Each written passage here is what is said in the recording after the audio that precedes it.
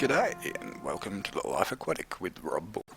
G'day YouTube, Rob here with a quick update on my 20-gallon tank Kribb. But before I get into that, I just want to say thank you to everyone. We did it. We hit the 100 subs, yay. But whoever the 100th sub was, they didn't tell me, so we're going to have to come up with something a little bit different to celebrate it. And I'll work on that before I get the next video out. And I'll just take a moment now to remind you guys that if you do like the movie, to hit the like button, share it and subscribe so that you don't miss anything. So the reason that I made this one is that about 5 days after this footage was taken here, where they're obviously paired up and loving each other very much, we had an event in this tank. I did manage to catch some of it on film while I was running around like a headless chicken trying to deal with the situation.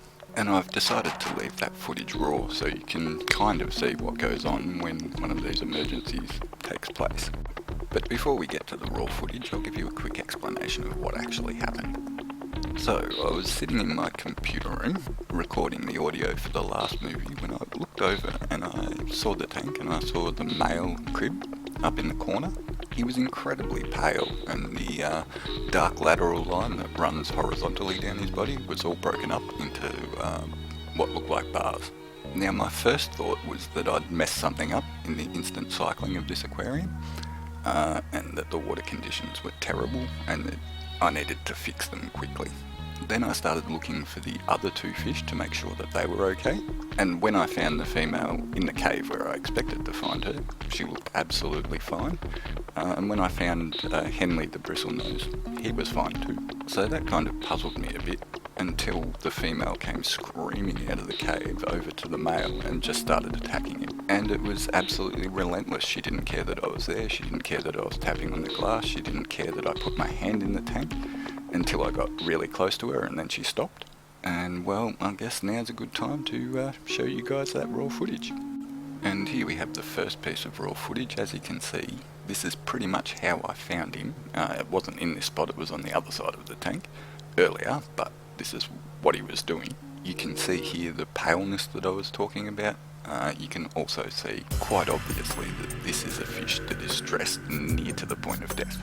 And you also get to see a brief part of what she was like, the way she's darting around aggressively, that sort of thing. She doesn't attack him here, but that's exactly how she came up to him last time. And then here you can see where I next found him, hiding under the filter, looking exactly the same, so I was clearly very concerned here. Okay, so at this stage, looks like this fish actually wants to be killed. Because he keeps running.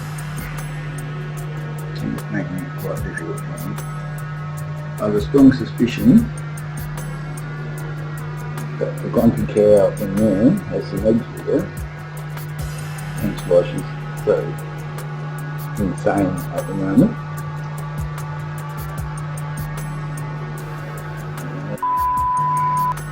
She's looking for him. She can find him, she's doing better than me.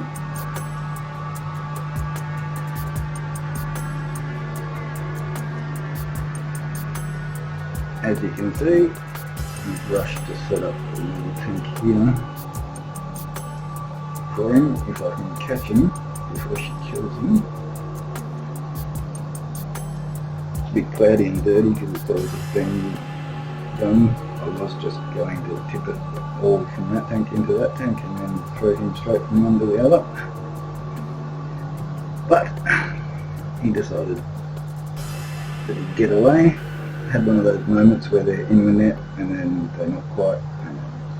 Yeah, I'm pretty upset with myself. And all this has come on in the space of about 3 hours. Last time I saw these fish, they were fine. Then this, the joys of owning cichlids. Like, they weren't only fine, they were inseparable.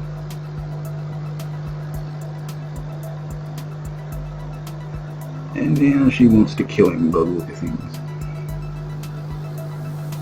She might be missing a bit of her dorsal fin as well. So they might have had a fight. I don't know. A million things could have happened, but the situation has very much changed. She is very unimpressed.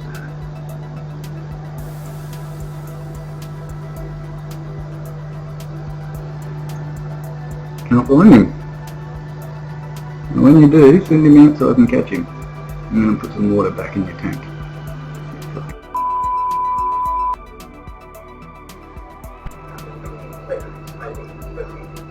So check this out, or check this out.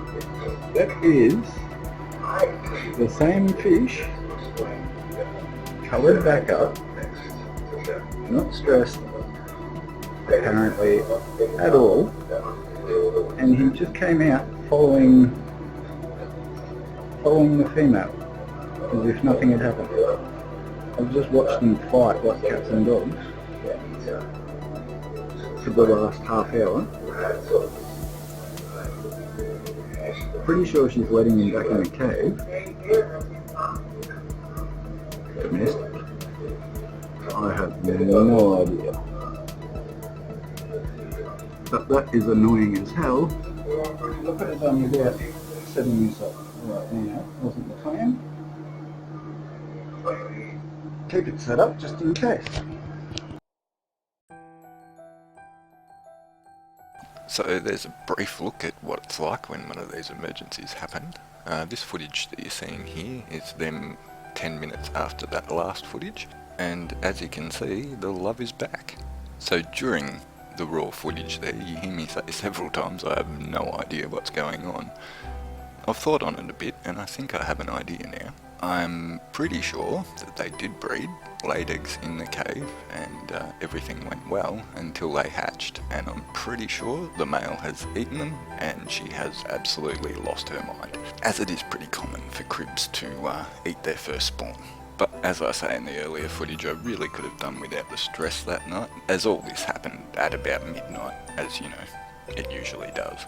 And all of this inevitably leads you to the question, why do I keep cichlids? And the answer is because they're so damn awesome.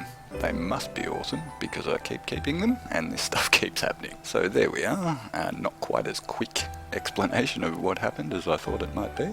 And remember guys, if you did like the movie, like, share, subscribe, all that good stuff.